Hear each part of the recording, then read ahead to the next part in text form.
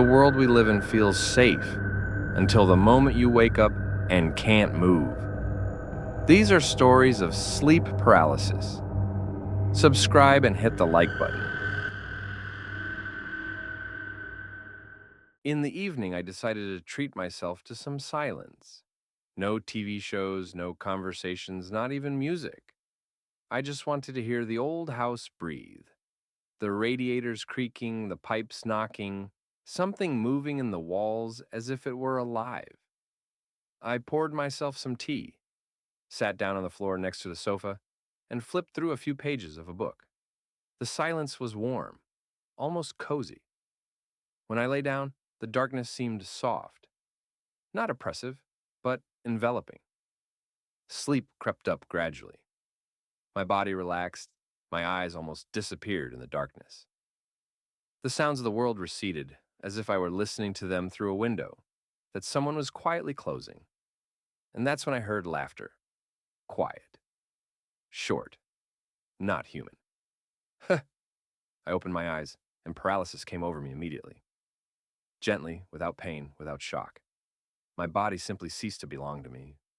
I lay motionless and listened. The laughter repeated itself. Longer. It sounded as if someone was learning to laugh for the first time, not understanding how people do it. The laughter had no beginning.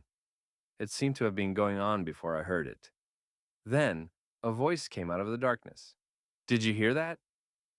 I froze, even in my thoughts. The voice was curious, childlike, but not human.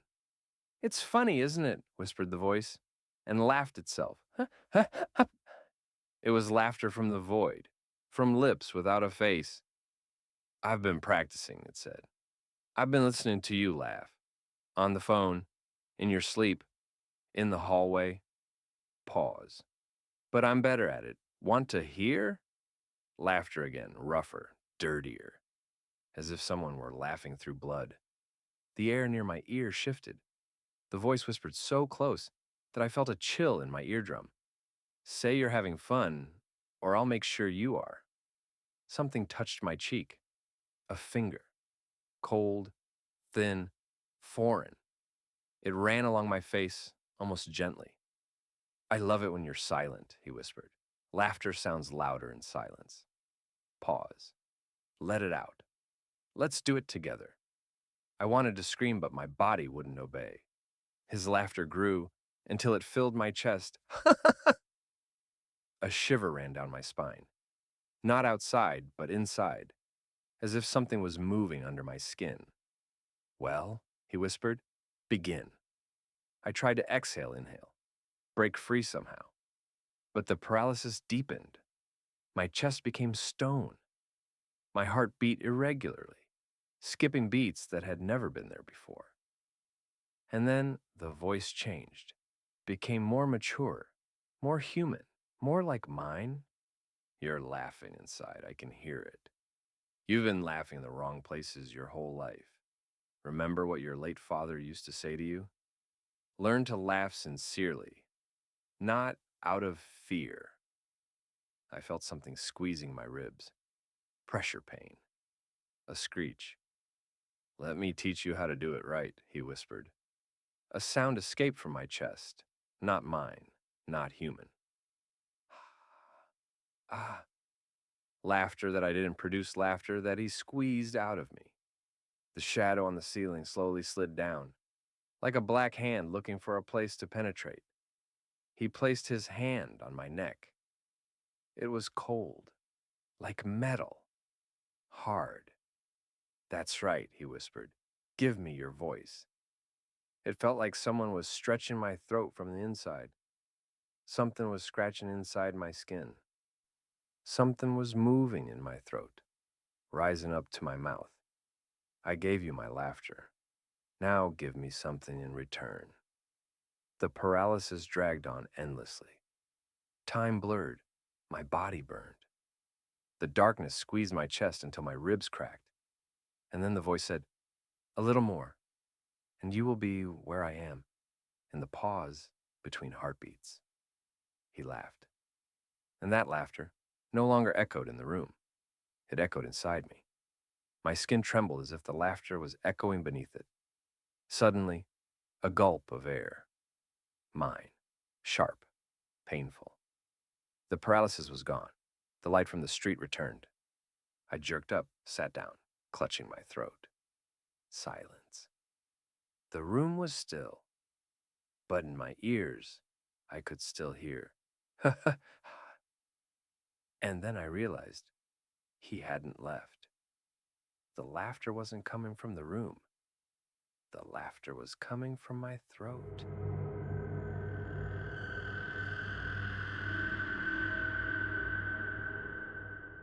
The apartment had been quiet since the evening, unbearably quiet, as if the entire building had suddenly ceased to exist. I sat on the floor, sorting through a box of old things. The paper rustled, the lamp gave off a dim light, and this artificial comfort was almost pleasant. After a while, I lay down. The darkness was soft, not frightening. My body relaxed, my thoughts drifted away into sleep. I heard the quiet creaking of the walls, the distant hum of the washing machine, the noise of the city outside the window.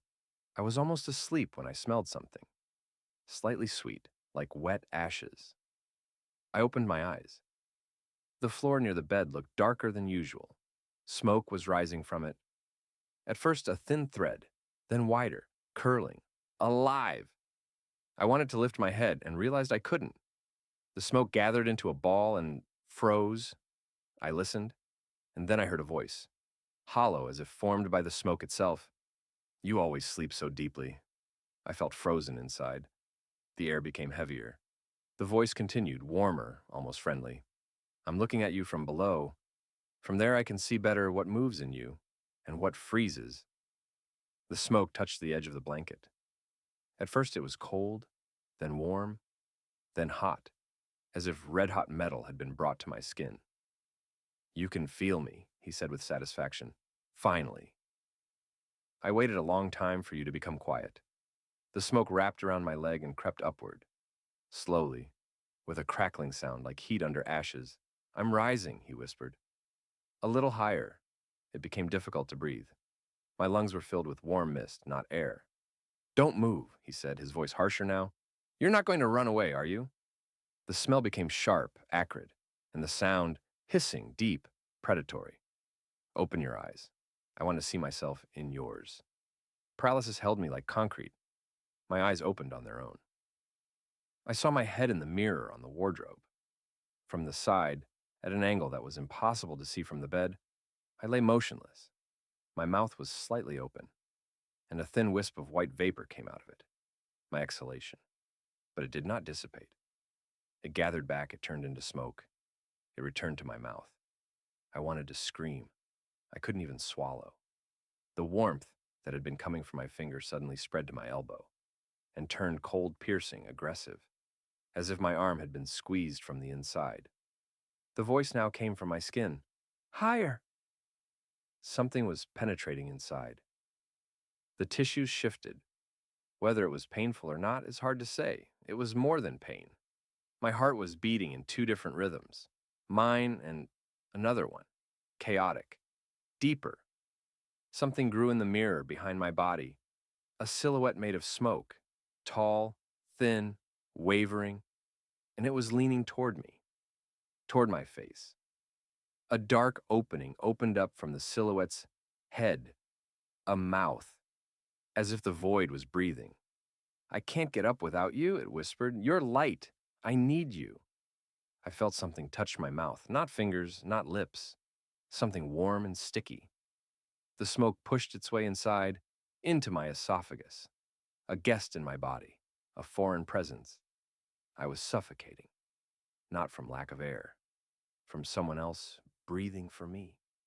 "Higher, higher, higher." The voice swirled around me, echoing in my chest, spine, and bones. My legs felt light as if they were empty. My spine was pulled upward, not externally, but my soul, something deeper, the most important thing that kept me in my body. The smoke lifted me up, pulling me towards something invisible inside. I felt myself beginning to come out of myself. The room swayed, the mirror flashed. The silhouette opened its dark mouth. It was calling me. It wanted me completely. Almost, it whispered. Just a little more, and we'll be together. The light bulb burned out. The room flashed with darkness. At that moment, something cracked in my chest. The paralysis broke. The smoke disappeared with a sharp exhalation. I jumped up, grabbed my chest, and gasped for my first real breath of air. I woke up. The room was dark, quiet, clean, no smoke, no stains on the tiles. I sat holding my chest, afraid to move. My lungs burned as if I had inhaled hot soot. And only when I took a second deep breath, a thin white cloud came out of my mouth. Not steam, not breath, smoke. And in it, a quiet, satisfied, already familiar whisper. Higher!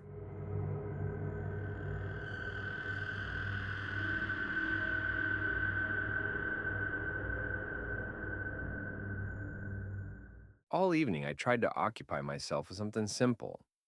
I washed the dishes, moved some books around, wiped the table.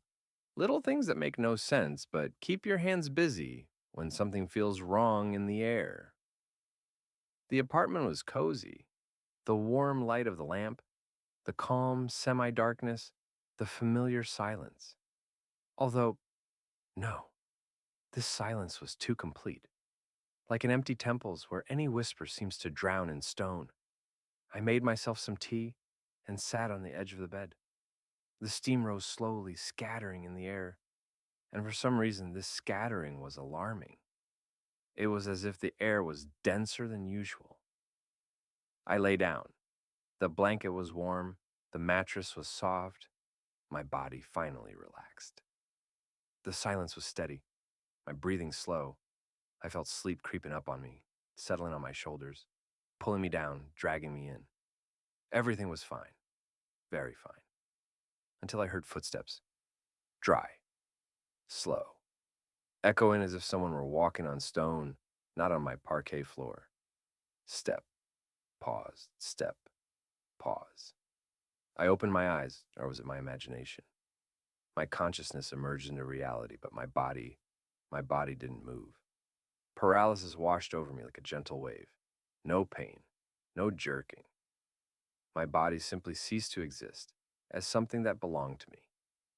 The footsteps continued. From the hallway to my room, to my bed, to my feet. Breathing came first, quiet, elderly, with a muffled whistle on the exhale. Not the breathing of a young person, not illness. It was the calm, years-developed breath of someone who had been silent for a long time, prayed a lot, and stood in the shadows for a long time. And then a voice, deep, hoarse, as if weathered from stone, a voice. I felt your fear. It was louder than prayer. My throat was dry. I couldn't swallow. The silhouette stood by the bed, tall, dark, motionless. The very fact that it wasn't moving was more frightening than its appearance. Don't be afraid of my eyes. I haven't had them for a long time. The dry tremor in his words echoed through the room. But I see what you don't see. What is hidden in the silence? What doesn't want you to know? He leaned over. I felt heavy fabric, a robe. The smell of incense slowly spread through the air. Thick, old, tart. Cold fingers touched my foot. Slowly. If he wanted to scare me, he would have grabbed me, but he touched me gently, as if blessing me. I only come to those who have forgotten what silence sounds like, he whispered, because in silence there is truth. His hand rose higher, sliding down my calf. Each centimeter was colder than the last. Not frost, the cold of stone that had touched only shadows for centuries. I heard the quiet tapping of wood. A staff. He leaned on it, bending further forward. His face became visible in the semi-darkness. Not eyes, empty sockets. Black, deep, like two gaping wounds. But something was moving inside them. It pulsed, as if it were watching. Everyone has a sin, he said evenly. But the greatest is unnamed. Pause. Let me name yours. His hand rested on my chest. The pressure was slow, not sharp, purposeful. Like a hand pressing a prayer book to the heart, I tried to breathe. I couldn't. The air stopped, as if the room had ceased to be a place to breathe. He leaned closer. His face came close to my ear, and his breath was not cold, but empty. It was as if it wasn't him breathing, but the emptiness behind him. Fear speaks the truth. When you don't, he whispered, and here it is. I didn't hear them as sound. I felt them as a whisper in my head, as if someone had opened a wound in my memory and poured something viscous, cold, and familiar into it. Words I didn't want to know. They flowed into my brain like black water. Not painful. Worse. Inevitable. I tried to scream. I couldn't. My chest tightened. My heart skipped beats. My toes lost feeling. He raised his staff and touched my forehead with it. And he said, "I'll be back. When the silence wants to speak again, you will repeat these words aloud." His empty eye sockets came so close that I could see movement in the darkness inside them. Then he exhaled in my face. The smell of incense became sharp and burning. The lamp flickered. The room burst with sound. I broke free from my paralysis, as if I'd been pushed from within. I sat up sharply, painfully, gasping for air. The room was empty. The light was steady. Silence. Silence was normal again. I exhaled with a trembling breath. I began to believe it was a dream. Until I saw it. On the floor, exactly where he'd been standing, lay a black cord. Thin, with a single tight knot, like a piece of a priest's robe. And it still smelled of incense. Quiet. Old. Just like his voice.